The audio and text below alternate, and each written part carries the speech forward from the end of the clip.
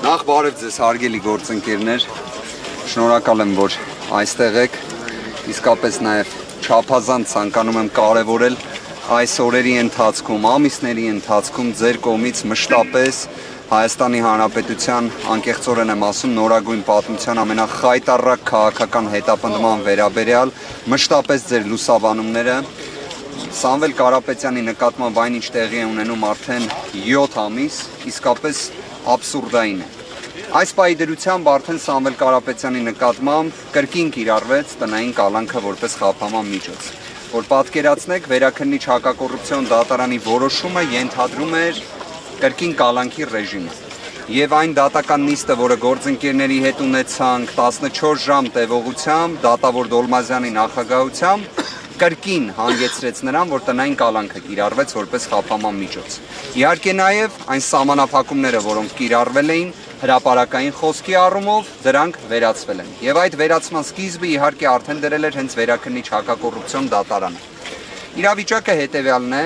այն, որ Սամվել Կարապետյանի նկատմամբ ընդհանրապես որևէ խափանման միջոց պետք է կիրառված չլինի։ Այն, որ այստեղ ընդհանրապես գործ չկա, բայց կա 7 ամսից ավելի տևող ամենաինտենսիվ քրեական հետապնդումը, դա հայտնի է բոլորին։ Այն, որ Սամվել Կարապետյանը 7 ամիս առաջ հստակ գիտակցում էր, երբ տան դիմաց եկել էին 100-ից ավելի ոստիկաններ, որպեսզի իրան բերման ենթարկեին, խուզարկություն իրականացնեին եւ այլ, բոլորի համար պարզ էր ինչ էր կատարվելու։ Բայց Սամվել Կարապետյանը, որպես ուժեղ մարդ, որպես ուժեղ հայի տեսակ, բնականաբար պատվով չնայած այդ ամեն ինչին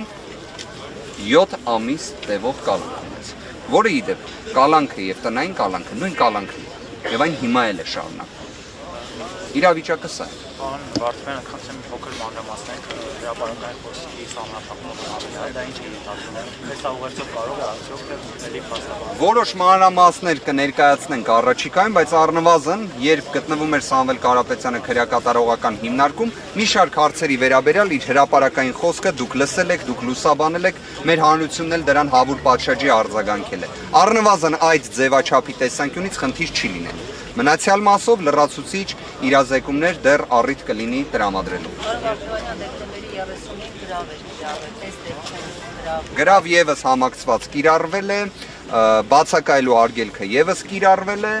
իսկ թե արդեն մնացյալ հանգամանքների վերաբերյալ, նույն սկսած մեղսագրվող արարքների, հիմնավոր կասկածի այլ հարցերի մասով, մենք երբ կունենանք ամբողջական դատական ակտը, մանրամասն լրացուցիչ դրան կանդրադառնանք։ Մի բանը հստակ է, որ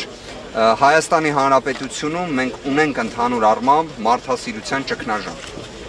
Այն, որ մեզ մոտ քաղաքական հետապնդումները, այն, որ քաղաքական բանտարկյալների թիվը իսկապես ռեկորդային է, դա արդեն հայտնի է բոլորին, բայց մենք ունենք նաև մարդասիրության ճգնաժամ։ Այն, ինչ տեղի ունեցավ 2026 թվականի հունվարի 16-ին,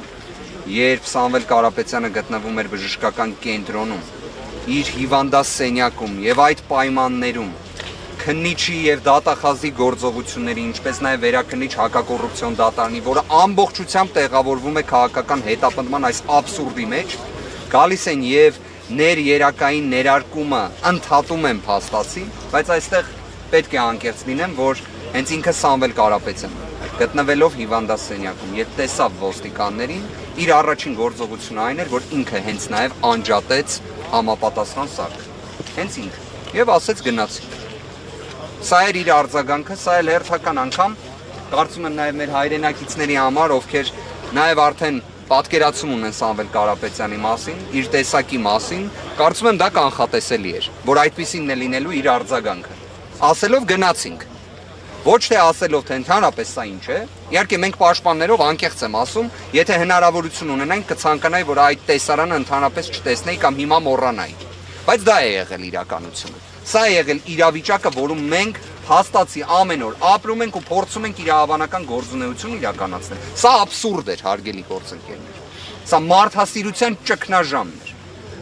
Բայց ունենք նաև այն փաստը, որ Սամվել Կարապետյանի տեսակը այդպիսին է։ Պարոն Վարդանյան, բողոքարկվեց դեկտեմբերի 30 որոշումը, այս դեպքում ինչ սպասելիքներ ունեք, նորից կբողոքակեն երկամսյա գալանից։ Իհարկե ամենայն հավանականությամբ նման զարգացումները սպասելի են, բայց բոլոր դեպքերում կարող եմ մի բան ասել, որ ցանկացած ապօրինություն, նույնիսկ ամենամեծ ապօրինությունը, որը Սամվել Կարապետյանի նկատմամբ տեղի ունեցողն է, ունի սկիզբ եւ ունենում է վերջ։ Եվ վստահաբար իր վերջը ունենալու է։ Այս քաղաքական հետապնդումը ի վերջո դադարեցվելու է։ Այլ հարց, թե դրա բացասական հետևանքները մենք ինչքան ժամանակ ենք տեսնելու։ Մենք ինչքան ժամանակ ենք կրելու։ Մենք ինչպես ենք պատկերացնելու, որ օտար երկրյա ներդրողը ուզենա գալ Հայաստանում մի ինչ-որ բիզնես գործունեություն ծավալել։ Երբ իրենք տեսնելու են, որ աշխարհահռչակ մեր հայրենակիցներից մեկը, ով Forbes-ի ցուցակում է, ինչեր է տեղի ունենում իր նկատմամբ, ով Հայաստանի Հանրապետության համար հաստատի բացառապես լավն է արել։ Ես օրինակ իսկապես այս վերջին շրջանում երբ տեսնում էի մի քանի հրապարակում, օրինակ Հեցի հետ կապված, հա։ Հեցի գործարքի վերաբերյալ խոսում են մարդիկ, որոնք 2015 թվականին միգուցե դեռևս ուսանող են եղել։ Սամվել Կարապետյանը 2015 թվականին Հեցի սնանկացումից փրկողն է եղել։ Լինելով այդ ժամանակ էլ Forbes-ի ցուցակում։ Մի քիչ տրամաբանություն է պետք ունենալ ամեն մի նույնիսկ աբսուրդային ճակերտներում միտք արտահայտելիս։ Իսկապես մի քիչ ողջամտություն պետք է ունենալ։ Բայց նաև մյուս կողմից այս ամենը միգուցե եղավ պատե առիթ, որ մեր հանրությունը նաև շատ ավելի հստակ պատկերացնի որոշ հանգամանքներ, շատ ավելի ակնհայտ տեսնի ապօրինությունների ծավալը եւ միաժամանակ շատ ավելի լավ տեսնի Սամվել Կարապետյանի ուժեղ հայի տեսակը։ Պարոն Վարդանյան, քանի որ առողջական կապակցել խոսեցիք ինչեր պատասխան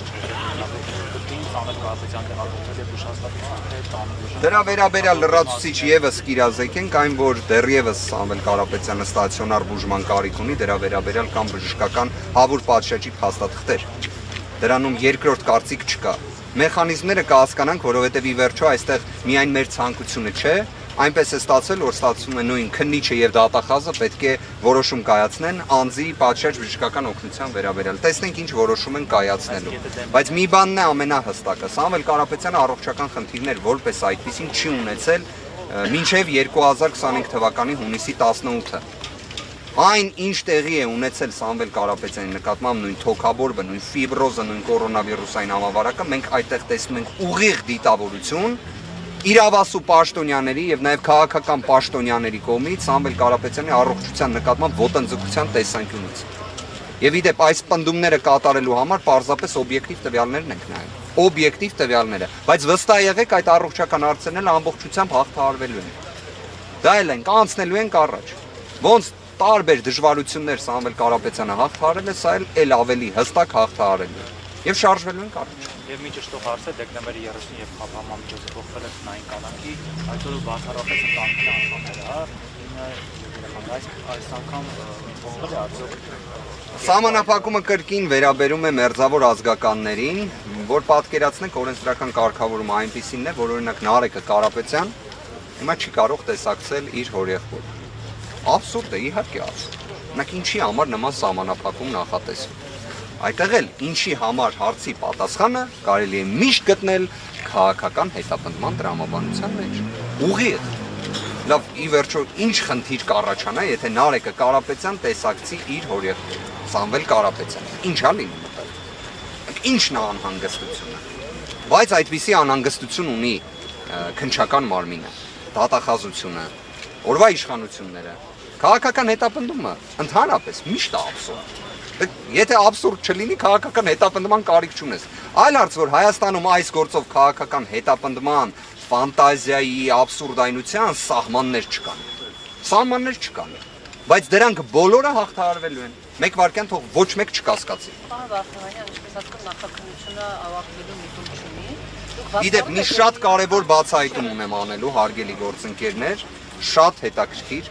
Հիշում եք, մենք ունենք 53 քննիչներից բաղկացած քննչական խումբ։ Երբ կալանքի միջնորդությունը ներկայացնում են, այսինքն տնային կալանքի միջնորդությունից հրաժարվում են եւ ներկայացնում են նորից կալանքի միջնորդություն, երբ ծանոթանում են գործի նյութերին, պարզվում է ինչ։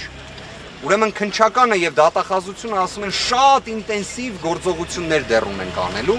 բայց 53 քննիչներից բաղկացած խումբը այլևս 22 քննիչներից է բաղկացած։ Երևի 53-ով այնքան շատ աշխատեցին, որ հիմա պետք է էլ ավելի շատ աշխատեն, բայց 22 քննիչ են դառնում։ Հասկանում եք, այսպես տեխնիկա կան, այնքան անհասկանալի մեղմ ասած, աբսուրդային վարքագիծ ունեն։ Պարզ է, չէ 53 քննիչով, եթե ուզում եք նախաքննություն անեք, 1 ամիսն էլ է ձեզ բավարար։ 22 քննիչով լավ 2 ամիսն է ձեզ բավարար։ Բայց դեռևս նախաքննության ավարտ չկա, որտեղ ամեն կերպ ցանկանում են, որ մենք դռնբացության կարգով այս աբսուրդը չներկայացնենք։ Ամեն գնով։ Բայց ի դեպ այդտեղ էլ մի խանգարող հանգամանք կա իրենց համար։ Օրենքը ի վերջո դրա համար էլ է լուծումներ նախատեսում, դրա համար էլ է ժամկետներ էլ նախատեսում, իհարկե Սամվել Կարապետյանի գործով ոչ օրենք է գործում, ոչ իրավունք, բայց ամեն դեպքում այդտեղ էլ լուծումներ կլինեն։ Դա անխուսափելի է։ Նաև ի վերջո ձեր կողմից հանրային արձագանքը սրա, կարծում եմ եւս չափազանց կարևոր է, որովհետեւ այն, որ պարսավելի երևույթ է, 7 ամսից ավելի իբրև նախաքննություն ներկայացնելը, դա կարծում եմ եւս որոշակի զսպող նշանակություն կունենա։ Ժամկետ կա, որ իրենք այդպես չեն կարող ձգել նախաքննությունը եւ մենք արդեն Որ պատկերացնեք քրեական դատավարության օրենսգիրքը առավելագույն ժամկետներ է նախատեսում, դրանցից մեկը օրինակ այս դեպքով կարող է լինել 10 ամիս։ Բայց դա որ պատկերացնեք առավելագույնի 53 քննիչներով, հիմա արդեն 22, երևի շատ դժվար վիճակ, շատ։ 53-ով չկարողացան, դրա համար որոշեցին թիվը պակասած։ Դե ամոթ է իսկապես։ Շնորհակալ եմ հարգելի գործընկերներ։ Որպես այդպեսին այս փուլում դեռ չկա։ Լրացուցիչ կիրազեկենք, ձեզ էլ շատ-շատ շնորհակալ ենք, շատ-շատ։ որևէ բան չփոխանցել ձեր միջոցով կարողանալ։ Կարծում եմ դեմքին ժպիտը որ տեսակ եւ ակնհայտ է նաեւ թե ինչքան է կարեւորվում մեր հայրենակիցների աջակցությունը։ Չափազանց եւ ինքը միշտ դրանից տեղեկացված է եղել եւ միշտ դա չափազանց կարեւորում է։ Եվ իսկապես չնայած այս աբսուրդին, այս ամենին դուք տեսաք միշտ ժպիտը դեմքին, միշտ։ Շնորհակալ եմ գործընկերներ։